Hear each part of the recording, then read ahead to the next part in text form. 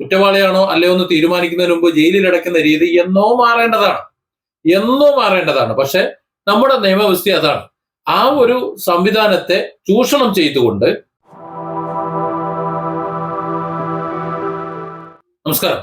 രാഹുൽ മാങ്കൂട്ടം ജയിലിൽ കിടന്നുകൊണ്ട് ഈ വരുന്ന അസംബ്ലി തെരഞ്ഞെടുപ്പിൽ മത്സരിക്കുമോ അല്ലെങ്കിൽ മത്സരിക്കേണ്ടി വരുമോ, അങ്ങനെ മത്സരിക്കുന്നതിൽ എന്തെങ്കിലും നിയമ തടസ്സമുണ്ടോ എന്ന് തന്റെ വക്കീലിനോട് ശാസ്തമംഗലം അജിത് കുമാറിനോട് ചോദിച്ചതായി വാർത്തകൾ പുറത്തു വരുന്നു.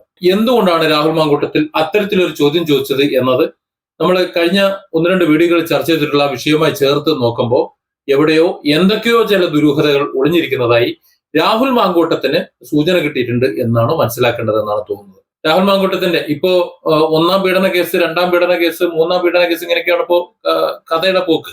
3ാം ഗർഭക്കേസിൽ വിധി, ജാമ്യ ഹർജിയില് വിധി പറയുന്നത് 28ാം തീയതിയിലേക്ക് മാറ്റുന്ന കഴിഞ്ഞ ദിവസം, അതേ ദിവസം തന്നെ രാഹുൽ മാങ്കൂട്ടത്തിന്റെ 14 ദിവസത്തെ റിമാൻഡ് കാലാവധി കഴിഞ്ഞിരുന്നു. റിമാൻഡ് വീണ്ടും നീട്ടാൻ വേണ്ടിയിട്ട് പോലീസ് മജിസ്ട്രേറ്റ് കോടതി പോയിരുന്നു. റിമാൻഡ് കാലാവധി ഒരു 14 ദിവസത്തെ കൂടെ നീട്ടിയതായിട്ട് മനസ്സിലാക്കുന്നുണ്ട്. എന്നാൽ കഴിഞ്ഞ ദിവസം ജയിലിൽ തന്നെ കാണാൻ വന്ന ശാസ്തമംഗലം അജിത് കുമാർ തന്റെ വക്കീൽ, രാഹുൽ മാങ്കൂട്ടത്തിന്റെ വക്കീലിനോട് ജയിലിൽ കിടന്നുകൊണ്ട് മത്സരിക്കാൻ എന്തെങ്കിലും നിയമ തടസ്സമുണ്ടോ എന്ന് ചോദിച്ചായിട്ട് പറയുന്നുണ്ട്. കഴിഞ്ഞ ദിവസത്തെ എന്റെ വീഡിയോയിൽ ഞാൻ പറഞ്ഞിരുന്നത് രാഹുൽ മാങ്കൂട്ടത്തിനെ കൂട്ടാൻ വേണ്ടി ഒന്നിനു പിറകെ കേസുകൾ ഒന്നൊന്നായി എടുത്തു വെച്ചുകൊണ്ടിരിക്കുന്നു എന്നാണ്. വാസ്തവമുണ്ടോ അല്ലയോ എന്നുള്ളത് വേറെ വിഷയമാണ്. നമ്മുടെ നിയമവ്യവസ്ഥയുടെ ഒരു പരാജയം അല്ലെങ്കിൽ ഒരു പോരായ്മയാണ് ഒരു കേസ്, ഒരു FIR ഇട്ട് കഴിഞ്ഞാൽ അപ്പോൾ തന്നെ അയാളെ അറസ്റ്റ് ചെയ്ത് റിമാൻഡ് ചെയ്യാന്നുള്ളത്. കുറ്റവാളിയാണോ അല്ലയോ എന്ന് തീരുമാനിക്കുന്നതിന് മുമ്പ് ജയിലിൽ അടയ്ക്കുന്ന രീതി എന്നോ മാറേണ്ടതാണ്. പക്ഷെ നമ്മുടെ നിയമവ്യവസ്ഥ അതാണ്. ആ ഒരു സംവിധാനത്തെ ചൂഷണം ചെയ്തുകൊണ്ട് ആരെയും പൂട്ടാമെന്നുള്ള പിണറായി സത്തിന്റെ പോലീസിന്റെ ആ നിലപാടിൽ രാഹുൽ മാങ്കൂട്ടമാണ് ഇപ്പോ പ്രശസ്തരിൽ അവസാനത്തെ ഇര എന്ന് പറയുന്നതാണ് ശരി. അതാണ് അതിന്റെ ശരി.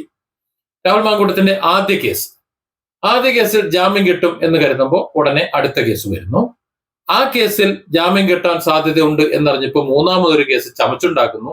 പക്ഷെ ചമച്ചുണ്ടാക്കിയ കേസ് ഇരയെ അടക്കം അത് പുറത്ത് പെട്ടെന്ന് സ്പ്രെഡായി പോയി. അങ്ങനെ ആ കേസ് പൊളിഞ്ഞു.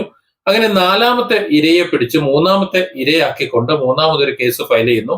അതിന്റെ വിചാരണയും മറ്റു കാര്യങ്ങളുമാണ്, അതിന്റെ ജാമ്യ വിചാരണയും മറ്റു കാര്യങ്ങളുമാണ് ഇപ്പൊ നടന്നുകൊണ്ടിരിക്കുന്നത്. അതിന്റെ വിധിയാണ് 28-ന് വരുന്നത്.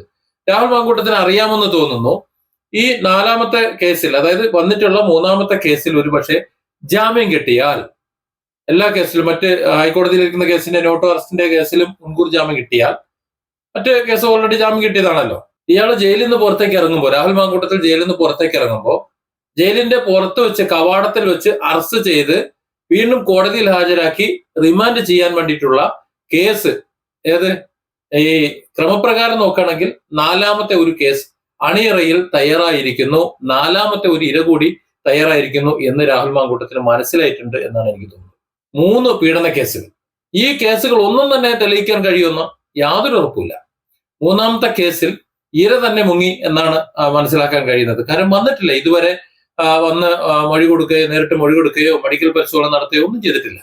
1.5 വർഷം മുമ്പ് നടന്നിട്ടുണ്ട് എന്ന് പറയുന്ന പീഡന കേസ്, ആ പീഡന കേസിന് ശേഷം ഈ അടുത്ത് തന്നെ രാഹുൽ മാങ്കൂട്ടം എന്ന് പറയുന്ന അതേ തന്നെ പീഡിപ്പിച്ചിട്ടുള്ള പീഡനവീരനോടൊപ്പം വീണ്ടും സമയം ചെലവഴിക്കണം എന്ന ചാറ്റ് ഹിസ്റ്ററിയൊക്കെ പുറത്തു വന്നു കഴിഞ്ഞു. കഴിഞ്ഞ ദിവസം രാഹുൽ മാങ്കൂട്ടം കോടതിയിൽ ഇതൊരു ബലാത്സംഗമല്ല എന്ന് തെളിയിക്കുന്ന വോയിസ് ക്ലിപ്പുകൾ, പരസ്പരം സംസാരിക്കുന്ന ക്ലിപ്പുകൾ കൂടി കോടതിയിൽ ഹാജരാക്കിയിട്ടുണ്ട് എന്നും മനസ്സിലാക്കുന്നു. സ്വാഭാവികമായിട്ടും രാഹുൽ മാങ്കൂട്ടത്തിന് ജാമ്യം കിട്ടും, പുറത്തു വരും. ഈ 3 കേസുകളും കോടതിയിൽ ഇരകൾ പരാജയപ്പെടുമെന്ന കാര്യത്തിൽ സംശയമില്ല. അവിടെ ഇരകൾ പരാജയപ്പെടുന്നുണ്ടോ വിജയിക്കുന്നുണ്ടോ എന്നുള്ളത് ഈ കേസിന് ചുക്കാൻ പിടിക്കുന്ന പിണറായിക്കും പോലീസിനും ഒരു വിഷയവുമല്ല. അവരെ സംബന്ധിച്ചിടത്തോളം രാഹുൽ മാങ്കൂട്ടത്തിനെ അടുത്ത തെരഞ്ഞെടുപ്പ് വരെ ജയിലിലിടണം. അത് മാത്രമല്ല, തെരഞ്ഞെടുപ്പിൽ രാഹുൽ മാങ്കൂട്ടത്തിന് മത്സരിക്കുകയും ചെയ്യരുത്. ഇതാണ് പ്രധാന അജണ്ട എന്ന് രാഹുൽ മാങ്കൂട്ടം തിരിച്ചറിഞ്ഞു എന്നാണ് മനസ്സിലാക്കുന്നത്. ഇനി ഏതാനും കുറച്ചു കാലം മാത്രമേ ഉള്ളൂ ഇനിയിപ്പോ അടുത്ത തെരഞ്ഞെടുപ്പിന് ഇലക്ഷൻ പ്രഖ്യാപിക്കാൻ വേണ്ടിയിട്ട്. അപ്പൊ സ്വാഭാവികമായിട്ടും 15 ദിവസം ഇങ്ങനെ കീഴ്ക്കോടതികൾക്ക് ജാമ്യ ഹർജിയിൽ മറുപടി പറയാൻ പറ്റാത്ത വിധത്തിലുള്ള വകുപ്പുകൾ ചേർത്തിട്ട് കൊടുക്കുമ്പോൾ സ്വാഭാവികമായിട്ടും മജിസ്ട്രേറ്റ് കോടതികൾ ജാമ്യം നിഷേധിക്കും. പിന്നെ പോകുന്നത് സെഷൻ കോടതിയിലാണ്. സെഷൻ കോടതിയിലും ആ രീതിയിൽ പ്രോസിക്യൂഷൻ കാര്യങ്ങൾ അവതരിപ്പിക്കുമ്പോൾ കോടതിക്ക് ആ കേസുകളും വാദങ്ങളും രേഖകളും പരിശോധിക്കാൻ കുറച്ച് സമയമെടുക്കും. ഇപ്പോൾ സംഭവിച്ചതുപോലെ കൂടുതൽ തെളിവുകളും മറ്റു കാര്യങ്ങളും ജാമ്യ ഹർജി പറയുന്നതിന്റെ അന്ന് ഹാജരാക്കുമ്പോൾ അല്ലെങ്കിൽ എന്തെങ്കിലും ക്ലാരിഫിക്കേഷൻ വേണ്ടി വരുമ്പോൾ സ്വാഭാവികമായിട്ടും വിധി പറയുന്നത് നീട്ടും. അങ്ങനെയും റിമാൻഡ് കാലാവധി നീണ്ടുപോകും. അങ്ങനെ നീട്ടി ഓരോരോ കേസുകളായി 14ഓളം കേസുകൾ ഇനി പെൻഡിങ്ങിൽ വെച്ചിട്ടുണ്ട് എന്നാണ് പറയുന്നത്.